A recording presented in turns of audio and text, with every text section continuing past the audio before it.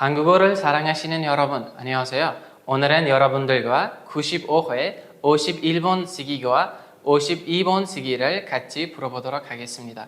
Assalomu alaykum koreys tili ixlosmandlari. Bugun sizlar bilan yaqinda bo'lib o'tgan 95-topik 51 va 52 sigi savollarini birgalikda tahlil qilamiz.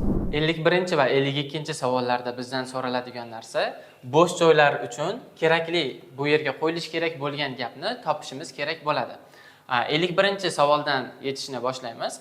안녕하십니까? 저는 일본으로 물건을 보냈습니다. ya'ni assalomu alaykum. Men Yaponiyaga mulgon, ya'ni narsasini jo'natdim. 우체국 직원이 10일 내에 물건이 땡땡, ya'ni pochta xodimi 10 kun ya'ni ichida 10 만에 bistayo, ikkalasi bir xil, 10 kun ichida, ya'ni mahsulotni, narsani nimadir. 그런데 물건이 아직 도착하지 않았습니다. lekin mahsulot hali yetib bormadi. 도착하다 yetib bormoq. 저희 물건이 어디에 있는지 확인하려면 땡땡, ya'ni bu yerga so'roq gap, 물음표 있어요. ya'ni mening mahsulotimni qayerda 있는지, qayerdaligini bilmoqchi bo'lsam, nimadir. 확인 방법을 알려주시면 감사하겠습니다. ya'ni tekshirish uslubini bildiradigan bo'lsangiz, bildirib bersangiz minnatdor bo'lardim deb aytilyapti. Tak, ana endi K dan boshlaymiz javob topishni. Bizda aytilyapti, ya'ni pochta demak xodimi 10 kun ichida mahsulotni nimadir.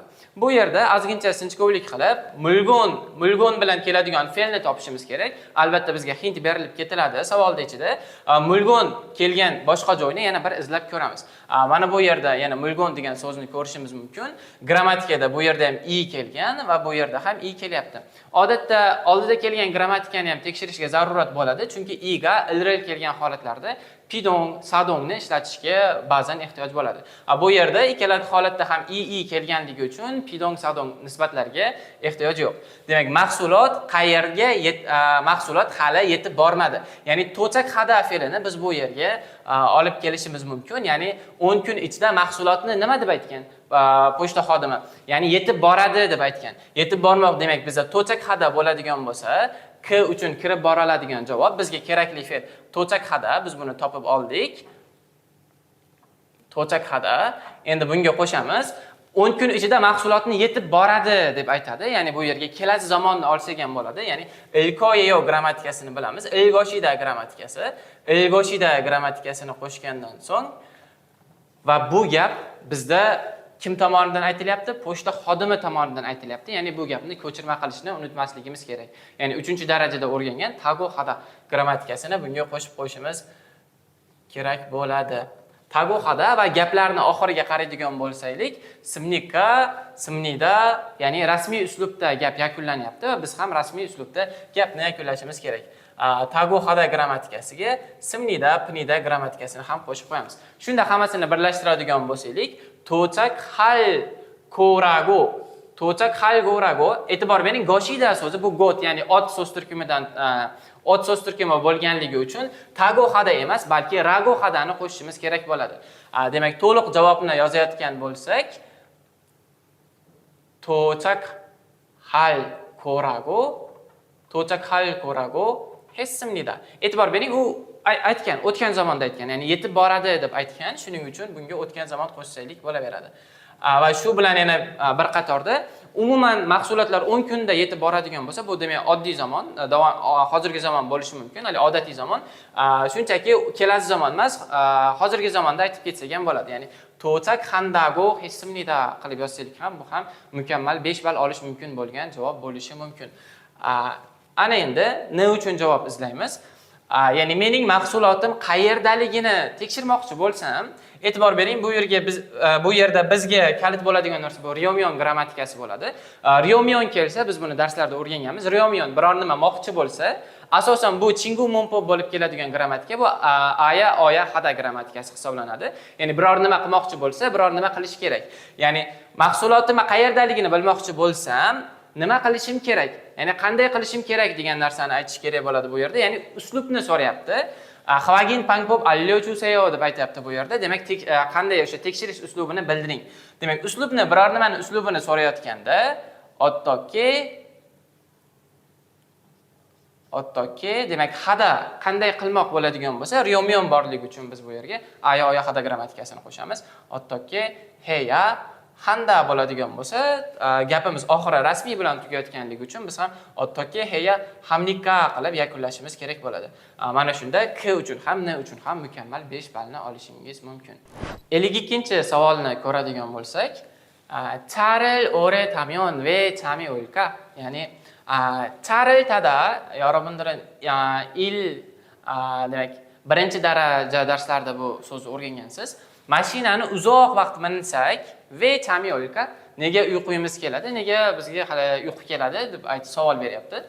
차가 일정한 속도로 가면 작고 규칙적인 진동이 생기는데 이 진동이 잠이 땡땡. Yogiso nuqta bor bu yerga, nuqta borligiga e'tibor berishimiz kerak, ya'ni gapni yakunlash kerak bu yerda. Ya'ni mashina ilchongada bu belgilangan degan ma'noda, belgilangan sokto, tezlik. Belgilangan tezlikda borsa, ya'ni bitta muntazam tezlikda boradigan bo'lsa, chakda, ya'ni kichkina va küçükçogin chindong. Ya'ni chindong bu endi bizga vibratsiya bo'lishi mumkin. Telefonimizda ham chindong rejimi bo'ladi. Va bu yerda endi küçükçogin chindong, küçük qoidaviy vibratsiya endi bu nima bo'ladi? Mashinada ketadigan bo'lsa, sizga demak muntazam ravishda vibratsiya kelib turadi, ya'ni tebranish. Kichkinagina demak vibratsiya kelib turadi bizga, shu narsani aytyapti. Shu vibratsiya paydo bo'lib, bu demak tebranish, chami, uyqu nimadir. Avval yaxshilab matnni o'qib chiqaylik, keyin javoblarni topishga harakat qilamiz.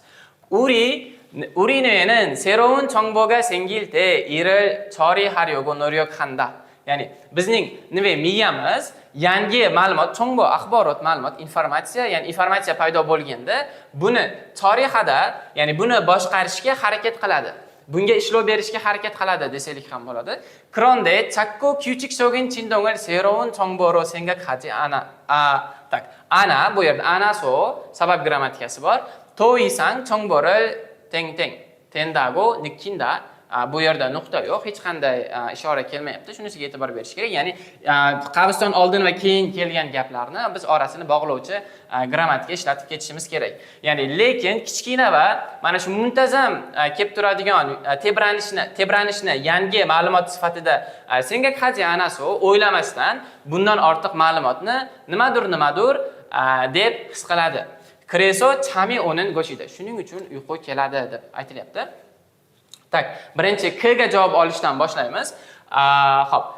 Kichkina va demak muntazam tebranish paydo bo'ladi va bu tebranish uyqu so'zi bilan uyqu so'zi kelgan boshqa joyni izlab ko'rishimiz kerak bo'ladi. Javob olish uchun. Cham degan so'z yana qayerda kelyapti? Cham yogi issoyo mana bu yerda chami o'yqa, ya'ni oda fe'li uyqu bilan kelyapti. Albatta bu bizga k ga kirib boruvchi fe'l hisoblanadi. Demak, oda fe'lini biz topib oldik. Chami oda endi uyqu o'z-o'zidan kelmaydi. Bu vibratsiya keltiradi, ya'ni bu tebranish keltiradi. Bu yerda demak orttirma nisbat bo'lyapti, ya'ni sadongsa o'ga ke hada grammatikasini o'rganganmiz. Birorta ish harakat o'zini ta'sirida emas, tashqi ta'sir oqibatida bajariladi. Masalan, ona bolasini kiyintiradi. Xuddi shu kabi bu vibratsiya odamga uyqusini keltiradi bo'lganligi uchun ke hada grammatikasini qo'shib ketishimiz kerak bo'ladi. O'ga demak bunga qo'shadigan bo'lsak, o'ga handa degan javob bizda 5 ballik javob hisoblanadi. Va 52-sigida writingda yoziladigan o'zimiz uslubimiz bor, to'g'rimi? Ninda nidalik shakl, hada fe'l bo'lganligi uchun patchimi opsoso handaro soyadeyo. Demak, handa shaklida yozishimiz kerak. O'ga handa, ya'ni uyquni keltiradigan qiladi bu tebranish. Ne uchun javob izlaydigan bo'lsak, xo'p, shu ne qatnashgan gapni boshdan oxirigacha o'qib chiqishga harakat qilamiz. Lekin kichkina va demak küçükçogin, ya'ni muntazam kelib turadigan tebranishni yangi ma'lumot sifatida o'ylamaganligi uchun bundan ortiq ma'lumotni nimadir deb his qiladi. Bundan oldingi gapga e'tibor qarataylik. Bizning miya haqida ma'lumot berilyapti bu yerda. Bizning miyamiz yangi ma'lumot paydo bo'lganda buni, ya'ni bu yerda buni deb nimani aytyapti? Ma'lumotni ko'rsatyapti bu yerda. Iril, ya'ni ma'lumotni choriy haryogu no'raqanda uni boshqarishga, ya'ni ishlov berishga harakat qiladi. Va bu yerda ham qaranglar, chongboril degan demak so'z kelyapti. Chongboril ma'lumotni degan chongbo kelgan so'z joyini qidirib ko'rib, u bilan kelgan fe'lni oson topib olishimiz mumkin. Ya'ni iril chorihada, musil chorihada, chongvoril chorihada, to'g'rimi? Demak, bu yerga n ga kirib boradigan javob ham bizda chorihada hisoblanadi. Chorihada. Xo'p, ana endi bundan ortiq ma'lumotni boshqarish, ya'ni ishlov berish deb his qiladi. Xo'p. Demak, bizga agar miyamizga yangi ma'lumot bo'ladigan bo'lsa, uni demak unga ishlov berishga harakat qiladi, lekin muntazam ravishda bu yerda vibratsiya kelib tursa, uni miya his qilmaydi-da va unga ishlov berish kerak emas, ishlov berish shart emas deb hisoblaydi. Shuning uchun chorihadaga biz ji anta grammatikasini birinchi qo'shib olamiz. Choriha ji anta bo'ladi va tveda, mana bu yerda tago hadadan oldin tveda so'zi kelgan. Demak, o'ylab ko'rishimiz kerak, qaysi grammatikalarning tarkibida tveda bor. Aya oya tveda bor yoki ado odo tveda. Aya oya tvedani qo'ya olmaymiz, ya'ni boshqarmaslik kerak bo'lib qoladi. U miya o'ylaydiki, demak, davomiy ravishda vibratsiya kelib tursa, tebranish kelib tursa, demak, boshqarishga hojat yo'q, boshqarish kerak emas deb o'ylaydi. Demak, chorihaji ado odo grammatikasini qo'shamiz, ya'ni ado odo tveda qismi o'zi matnda berilyapti. Ado odoni biz topishimiz kerak edi. Shunda biz bularni birlashtiradigan bo'lsak, chorihaji anado javobini olishimiz kerak bo'ladi. 자, 여러분, 그럼 수업을 여기서 마치겠습니다. foydali bo'ldi degan umiddaman. 95-imtihonga kirgan o'quvchilar bo'lsa, imtihonda yozib qoldirgan javobingizni izohlarda yozib qoldiring.